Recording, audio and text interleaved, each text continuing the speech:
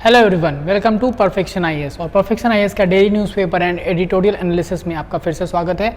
और आज हम 29 अप्रैल का न्यूज़ डिस्कशन और एडिटोरियल डिस्कशन लेकर आए हैं। चलिए तो हम लोग स्टार्ट करते हैं। So the first page had few articles जिसको बारे में देखना ज़रूरी है। उसमें हम बात करें अगर तो 5G service roll out likely in August September. तो 5G सर्विस जो है वो इसका जो है वो रोल आउट होगा वो कब तक, अगस्त सितंबर तक ऐसा बोला गया है। And the government is confident की, तो इसका आपको पता है कि 5G या कोई भी ऐसा रोल आउट होता है उसके पहले हम लोग क्या करते हैं, स्पेक्ट्रम एलोकेशन होता है। ठीक है, सो स्पेक्ट्रम एलोकेशन वगैरह ये सारा काम जो है वो स्टार्ट हो जाएगा by June. And I guess कि इन्होंने ऐसा बोला है कि अगस्त सितंबर तक it will be roll out. ठीक है, बाकी इसमें कुछ आपको इंपॉर्टेंट नहीं है from this particular news. Then keen on lifting AFSPA from Northeast. Prime Minister visited Northeast and he said that he is keen on lifting AFSPA. Now what is AFSPA? Armed Forces Special Powers Act. इसको हटाने के लिए government जो है बहुत ही उत्सुक है, बहुत ही बेचैन है कि वो जल्दी से इसको हटा दे फ्रॉम नॉर्थ ईस्ट। ऐसा प्राइम मिनिस्टर ने बोला। We will deal with AFSPA। ठीक है, हम लोग अभी AFSPA के बारे में जानेंगे आखिर ये है क्या। फिलहाल हम लोग एक चीज देख ले कि कल के जो उसमें न्यूज से क्या निकल कर आया। So addressing a peace, unity and development rally in central Assam's Difu, he said AFSPA could be withdrawn partially from Assam, Manipur and Nagaland from April 1 due to peaceful conditions in 2014। तो 2014 से जो condition है बहुत ही peaceful रहे, इसीलिए धीरे धीरे AFSPA का विड्रॉवल स्टार्ट हो चुका है ऑलरेडी। और बहुत जल्द उन्होंने ये कहा भी है कि जो है बाकी सारे स्टेट से भी AFSPA हटा दिया जाएगा। एंड अगर बात करें तो AFSPA remained enforced in many states of north east for decades. बहुत सालों से AFSPA रहा था, लेकिन हाल ही में जब से इन्होंने कहा कि जब से हमारी सरकार आई है तब से जो है वो ड्रॉप्स बहुत कम हुए गए हैं। किसके अंदर, डिस्टर्ब्ड एरियाज के केसेस बहुत कम आ गए हैं, डिस्टर्ब एरियाज बहुत कम चले गए और AFSPA धीरे धीरे हट गया है। और अभी फिलहाल AFSPA जो है वो सिर्फ 3 राज्यों में है और उन 3 राज्यों से भी धीरे धीरे विड्रॉवल होगा, ऐसा प्राइम मिनिस्टर ने एश्योरेंस दिया है। ठीक है, ऑल्सो ही फोकस्ड ऑन कि असम और मेघालय जो ऐसे अपना बॉर्डर डिस्प्यूट सॉल्व कर रहे हैं, दैट इज़ वेरी अप्रिसिएबल। सो ये चीज़ जो है कल की मीटिंग से आया हुआ है। और arm forces special power act 1958 का जो है उसके बारे में हम लोग अभी बात करेंगे थोड़ा डिटेल में। बाकी यहाँ पर आप एक चीज़ और देख लीजिए, इधर न्यूज़ है, move to disallow prayers at Jamia Masjid decried. अब जामिया मस्जिद डिक्राइड। और इसमें क्या है हुआ है, हमको बस एक चीज़ यहाँ पे जानना है, आपके प्रीलिम्स के लिए इंपॉर्टेंट है, दैट इज़ गुपकार अलायंस। पूछ सकता है एग्जाम में कि Gupkar alliance sometime seen in the news या recently seen in the news is related to what. तो आपको बता दे, जम्मू कश्मीर से जब से सेक्शन 370 हटा था उसके बाद इसके खिलाफ होने के लिए वहाँ की जितनी रीजनल पार्टीज हैं उनका एक अलायंस बना जिसका नाम है गुपकार अलायंस। तो चाहे वो PDP हो, नेशनल कॉन्फ्रेंस हो, जितने भी वहाँ के रीजनल पार्टीज हैं, they joined hands together in the form of Gupkar alliance and they demanded कि 370 का हटाना जो था इट इज़ अनकॉन्स्टिट्यूशनल। तो आपको बस गुपकार अलायंस के बारे में थोड़ा सा जानना जरूरी था। नाउ टॉकिंग अबाउट AFSPA, सो अगर AFSPA की हम लोग बात करें तो इट इज़ बेसिकली अ री incarnation of the British era legislation that was enacted to quell the protest during quit India movement. तो क्विट इंडिया मूवमेंट के दौरान प्रोटेस्ट को दबाने के लिए जो ब्रिटिश एरा का एक लॉ था उसी का एक क्या कर सकते हैं दोबारा से एक वर्जन है ये AFSPA। And it was issued by way of 4 ordinances in 1947। 4 अध्यादेश ऑर्डिनेंस जारी करके इसको 1947 में इशू किया गया था। बट इन ऑर्डिनेंसेस को रिप्लेस किया गया ultimately by an act in 1948। ठीक है, and the present law effective in the north east was introduced in parliament in 1958। तो 1948 में ऑर्डिनेंस से रिप्लेस कर दिया गया ऑर्डिनेंस को एक्ट के। बाकी जो अभी का करंट एक्ट है जो नॉर्थ ईस्ट में लगा हुआ है, that is being regulated by the act which was passed in parliament in 1958। ठीक है, जो उस टाइम के होम मिनिस्टर कौन थे, GB पंत, उनके द्वारा लाया गया था। It was known initially as the arm forces, पहले इसको किस नाम से जाना जाता था, arm forces Assam and Manipur special powers act. ठीक है, लेकिन अब इसका नाम आप देख सकते क्या हो गया, arm forces special powers act, simple. और जब अरुणाचल प्रदेश, मेघालय, मिजोरम, नागालैंड बना तो धीरे धीरे ये एक्ट जो था इन स्टेट्स पे भी अप्लाई होना शुरू हो गया। एंड द फंक्शन और या फिर aim of this act is to impose या maintain law and order situation जहाँ भी डिस्टर्ब्ड एरियाज हैं, स्पेशली ड्यू टू इंसर्जेंसी। तो नॉर्थ ईस्ट की इंसर्जेंसी को कंट्रोल करने के लिए जो है ये स्टार्ट किया गया था। AFSPA gives unfettered powers to the armed forces and the central armed police forces deployed in the disturbed areas to kill anyone, even killing anyone is allowed in contravention of law and arrest and search any premise without a warrant. बिना warrant के search arrest, किसी की जान भी चली जाती है तो किसी की कोई लाइबिलिटी नहीं होगी. इतना ज़्यादा पावर जो है वो दिया गया है कि इसको आर्म फोर्सेस को, या फिर हमारा जो वहाँ पे का कौन है, अगर बात करें हम लोग तो आर्म पुलिस फोर्सेज जो है, central arm police force CAPS, उनको दिया गया है. दैट इज़ वाई ये हमेशा न्यूज़ में रहता है कि आफ्सपा जो है उसका मिसयूज़ हो रहा है गवर्नमेंट के द्वारा, इसको हटा देना चाहिए. It is a draconian act, but ultimately government is slowly withdrawing AFSPA from many of the areas. और ऐसा अभी प्राइम मिनिस्टर ने बोला भी है कि अब क्या, अब नागालैंड से भी धीरे धीरे इसे हटा दिया जाएगा. ठीक है, चलिए. देन जो मेन एडिटोरियल आज का आपका था द हिंदू का, it says revisiting death penalty jurisprudence. Jurisprudence का मतलब होता है कि जो कानून जो है, हमारा जो कानून है उसका प्रॉपर एक रॉ स्ट्रक्चर या डेटा, तो जो भी डेथ पेनल्टी का कानून है इंडिया के अंदर उसको रिविजिट करने का टाइम आ गया है. And it says the top court may have to look at the core question in Bachan Singh the constitutional validity of the death penalty. तो बच्चन सिंह यानी कि बच्चन सिंह केस होगा जो डेथ पेनल्टी से रिलेटेड होगा, उसको री एग्जामिन करने की बात जो है वो कही गई है किसमें, इस आर्टिकल के थ्रू. ठीक है, तो हम लोग एक एक्सपेक्टेड मीन्स का क्वेश्चन जो इससे बन सकता है वो क्या हो सकता है. So death penalty is retributive justice. ठीक है, and its ineffectiveness in curbing crime is always challenged. But इसका जो इनइफेक्टिवनेस है इन कर्बिंग क्राइम वो हमेशा चैलेंज किया जाता है. So critically analyze this statement in light of the need for continuation of capital punishment in India.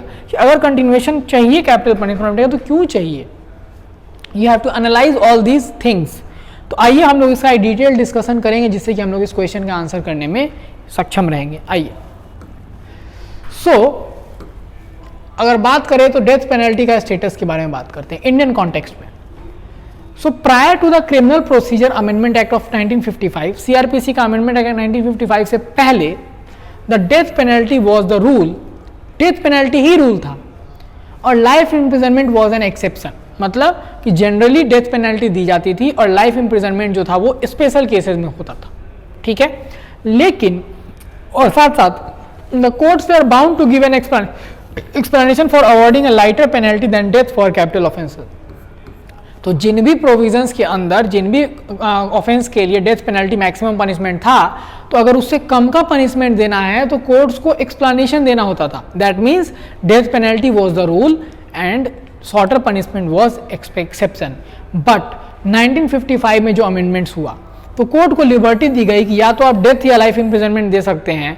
And section 354 clause 3 of CRPC ने क्या किया कि courts are required to state reason in writing for awarding the maximum penalty, कि अब आपको death sentence देने के लिए रीजन प्रोवाइड करना पड़ेगा. दैट मीन्स कि अब क्या हो गया 73 के बाद से कि डेथ सेंटेंस जो है वो एक्सेप्शन हो गया और लाइफ इम्प्रिजनमेंट जो है वो रूल हो गया.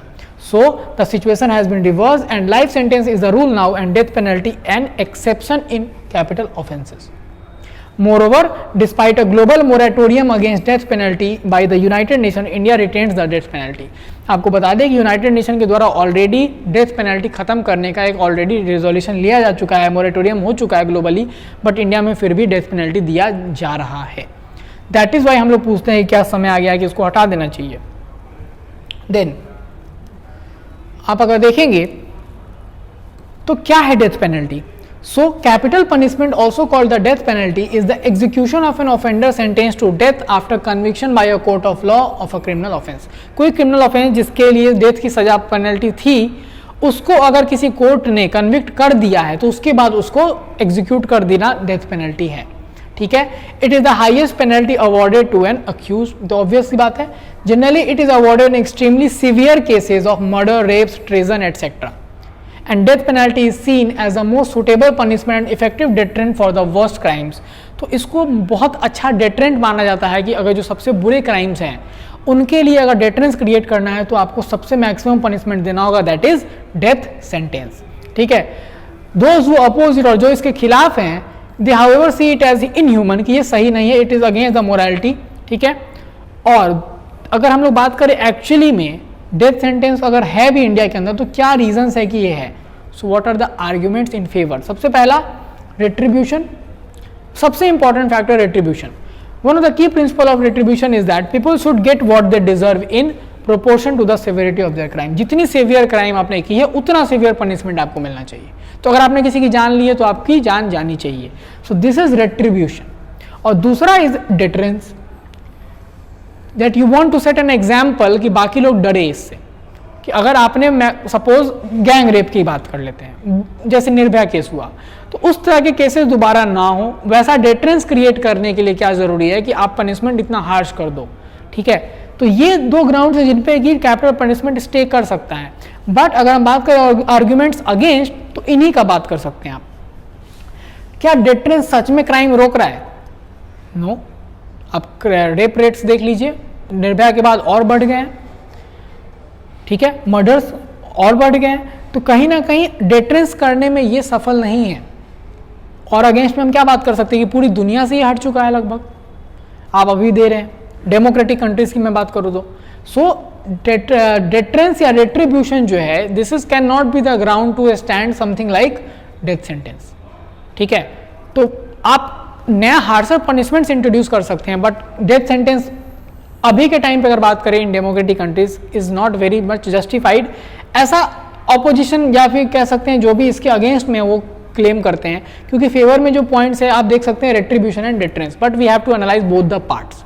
चलिए आगे डिस्कशन बढ़ाते हैं कि जो बच्चन सिंह केस था उसको हमने बात किया कि बच्चन सिंह को रिविजिट करने की जरूरत है। आखिर ये है क्या? So how should the court decide on capital punishment imposition? तो बच्चन सिंह में सुप्रीम कोर्ट ने क्या बोला? Supreme court formulated a sentencing framework to be followed for imposing death penalty. एक फ्रेमवर्क चाहिए होगा जब आपको डेथ पेनल्टी देना है उसके फॉलो करने के लिए। And it required the weighing of aggravating and mitigating circumstances relating to both the circumstances of the offense and the offender to decide whether a person should be sentenced to death or given life imprisonment. मतलब बच्चन सिंह के case में क्या बोला गया कि जो है courts क्या देखेगी? कोर्ट्स सर्कमस्टांसेस देखेगी। किसकी? कोर्ट सर्कमस्टांसेस देखेगी ऑफेंडर का भी, और साथ साथ जो ऑफेंस थे उसके सर्कमस्टांसेस को भी देखेगी। ऑफेंडर का सर्कमस्टांस कि वो किस कंडीशन में वो काम किया है, और ऑफेंस जो हुआ है उसका भी सर्कमस्टांस देखेगी। फिर डिसाइड करेगी कि जो उनको लाइफ इंप्रिजनमेंट देना है कि कैपिटल पनिशमेंट। साथ साथ according to the Bachan Singh judgement, for a case to be eligible for death sentence the aggravating substance must outweigh the mitigating circumstance. मतलब वो सर्कमस्टांस जो कि एग्रेवेट किए थे for that particular act, it should outweigh the mitigating substance, जो कि aggravation कम कर सकते थे उसको आउटवे करना जरूरी था। ये कंडीशन देखना है। और एक टर्म यहाँ पे इंट्रोड्यूस किया गया था, बेसिकली इसको हम लोग समझे अगर, कलेक्टिव कंसाइंस। क्या है collective conscience? So it is something sometimes also referred as collective conscience या conscious is a fundamental sociological concept. एक सोशियोलॉजिकल कॉन्सेप्ट है which refers to the set of shared belief, ideas, attitudes and knowledge that are common to a social group or society। मतलब कुछ ऐसा अगर होता है जिससे कि कलेक्टिव कंसाइंस डिस्टर्ब हो जाए तो आप डेथ सेंटेंस दे सकते हैं। दैट मीन्स कि एक कॉमन ग्रुप, सोसाइटी या जो भी है, उन सब का एक शेयर्ड बिलीफ था, या फिर आप कह सकते हैं शेयर्ड आइडिया था, एट्रीब्यूट था, ये सब एक साथ डिस्टर्ब हो। अभी आगे देखिए, आप समझ में आएगा। सो इवोल्यूशन ऑफ कलेक्टिव कंसाइंस के बारे में अगर बात करें, so collective conscience of a society as a ground to justify death penalty was first used by the Supreme Court in 1983 judgment of Machi Singh versus State of Punjab. In that case the court held that कि जब भी collective conscience पूरे society का shock हो जाए, it will expect the holders of the judicial power to inflict death penalty। मतलब पूरी society का कलेक्टिव कंसाइंस अगर एकदम शॉक हो जाता है, सब लोग के लिए वो एक्चुअली शॉकिंग है, तो उस टाइम पे सब लोग जुडिशियरी से क्या एक्सपेक्ट करेंगे कि आप क्या मिले, डेथ सेंटेंस अलाउ किया जाए। और इसको सबसे फेमसली यूज किया गया था निर्भया केस के बाद। ठीक है, और अगर हम बात करें पार्लियामेंट अटैक का अफजल गुरु के केस में, इन दोनों ही मुद्दों पर जो कलेक्टिव कंसाइंस था वो बिल्कुल शॉक हो गया था पूरा, और इसीलिए डेथ सेंटेंस इन दोनों केसेस में देना was completely justified as per supreme court. ठीक है, लेकिन अभी हम लोग बात कर रहे हैं रिविजिट का। क्यों? तो आपको ये जानना है कि लॉ कमीशन ने भी 2015 में कुछ सजेस्ट किया है, और अभी हाल में भी पिछले 1-2 साल में भी सुप्रीम कोर्ट ने डेथ सेंटेंस को बोला है it should be used as the rarest of the rarest cases. So law commission 2015 which was headed by AP Shah proposed to abolish capital punishment. However, the commission had made the proposal only to non-terrorism cases. Terrorist cases के लिए अभी भी death penalty उन्होंने suggest किया था। So all this recommendation we can include in that particular question. जो हमने mains का क्वेश्चन देखा था, तब जाके हमारा जो एग्जाम्पल आंसर है वो कंप्लीट हो पाएगा with respect to that sentence. तो ये सारा हम लोग को डिस्कशन करना था with respect to capital punishment in India की, whether it should be continued और नॉट। ठीक है, चलिए। So all the questions which we are actually discussing here, please इसको प्रैक्टिस करके आप इसको भेज सकते हैं। ठीक है, देन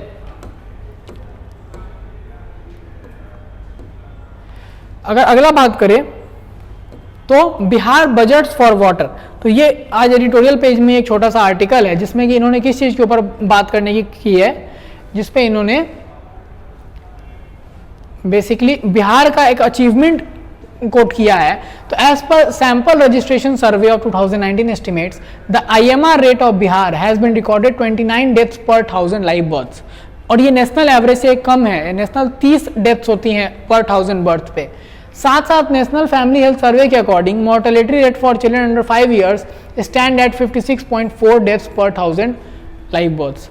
और ये सक्सेस जो है वो इसीलिए हुआ है because of improvement in the maternal and child health services in the state. और सिर्फ इसी के कारण ही उन्होंने इस चीज को कनेक्ट किससे किया है, clean water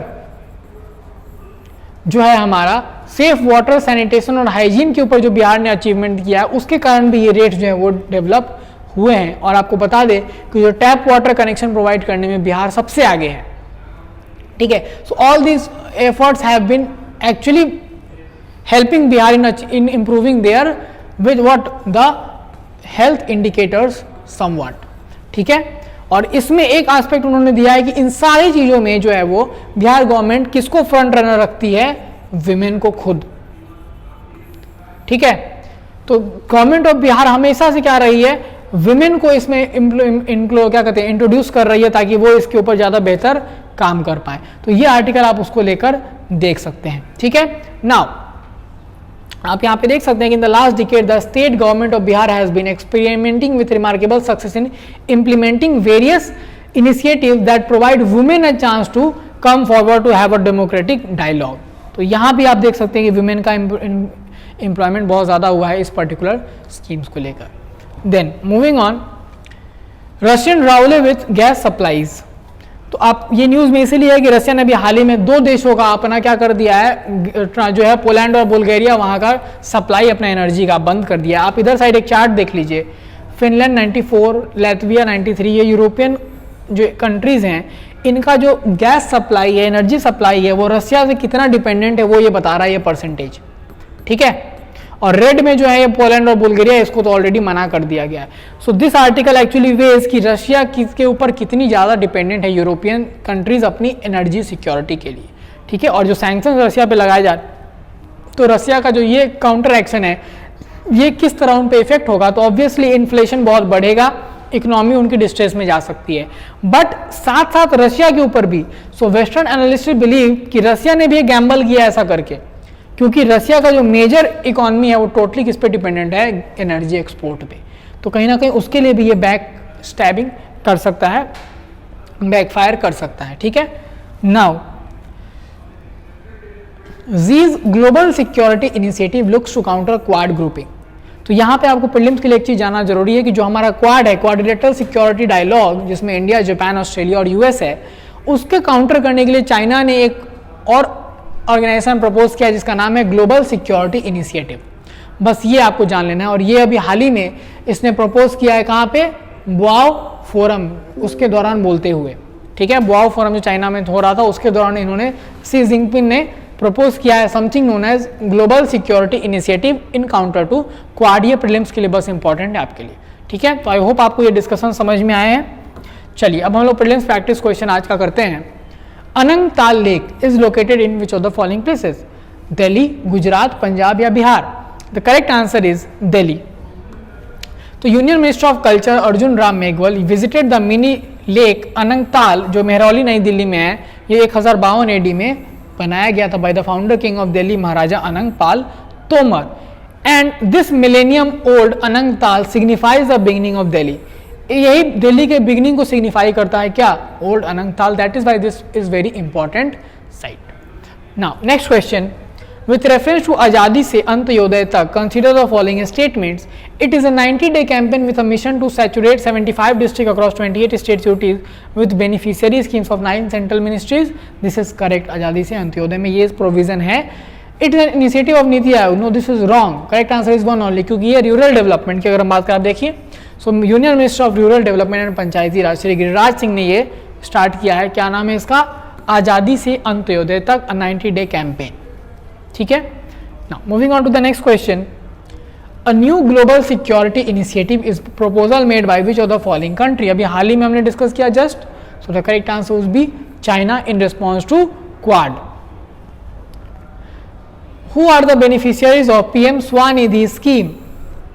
SHG member, street vendor, lactating mothers या e-adolescent boys and girls. Correct answer is street vendors. तो पीएम स्वानिधि का जो फुल फॉर्म अगर आप देखेंगे, so prime minister street vendors Atmanirbhar Nidhi, ये लॉन्च किया गया था ड्यूरिंग पैंडेमिक, और ये दिसंबर 2024 तक इसको क्या किया गया है, अभी हाल ही में अप्रूव कर दिया गया है. एंड दिस स्कीम के through affordable collateral free loans are given to street vendors, और 5,000 करोड़ का इसका टोटल जो है वो सैंक्शनड अमाउंट दिया गया है. ठीक है. And last question, Bachchan Singh case is related to which of the following. तो we have discussed in very detail just now that Bachchan Singh case is related to capital punishment. तो आई होप आपको आज का प्रॉपर डिस्कशन पूरा समझ में आया होगा. हम लोग फिर मिलेंगे सैटरडेज को, जो हमारा हॉट इशू है उसको साथ लेकर आएंगे, जो कि इसमें हम लोग सेडिशन को डिस्कस करेंगे. तब तक के लिए प्लीज़ अच्छे से आप रिवाइज कीजिए और न्यूज़पेपर पढ़िए. Thank you so much.